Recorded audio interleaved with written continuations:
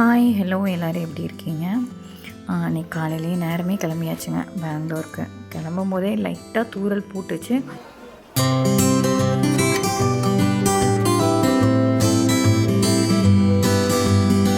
Bangalore reach ஆகும்போதே மணி 1:30 வந்து lunch முடிச்சுட்டு unpack பண்ணுறதுக்கு சுத்தமாக முடியல. சரி நெக்ஸ்ட் டே நமக்கு இட்லி தோசை இல்லைன்னா அந்த நாளே ஸ்டார்ட் ஆகாது. அதுக்கு மட்டும் ஊற வச்சுட்டு ஈவினிங்காக தான் நான் எல்லாமே எடுத்து வைக்க ஆரம்பித்தேன்.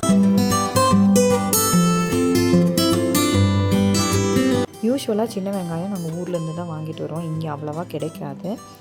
ஈவினிங் வந்து மாவு ஆட்டும் போதே எல்லாமே எடுத்து வச்சுட்டு நைட்டுக்கு டின்னருக்கு நான் வந்து இட்லி தோசை மாவு தான் பீஃப் ரெஸ்டோர்ட்லேருந்து வாங்கியிருந்தேன்.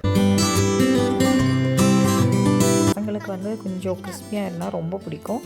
இது கூடவே நான் ராகி மாவும் வாங்கியிருந்தேன். அதுவுமே சூப்பராக இருந்துச்சு.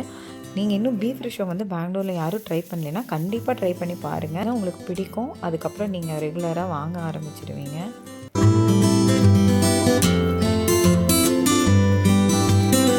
இது வந்து கொலாபரேஷனோ ப்ரொமோஷனோ கிடையாது. பர்சனலாக என்னோடய ஃபேவரேட், அதனால இங்கே ஷேர் பண்ணுறேன்.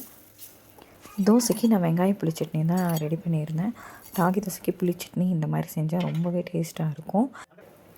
தேங்க்யூ, பாய்.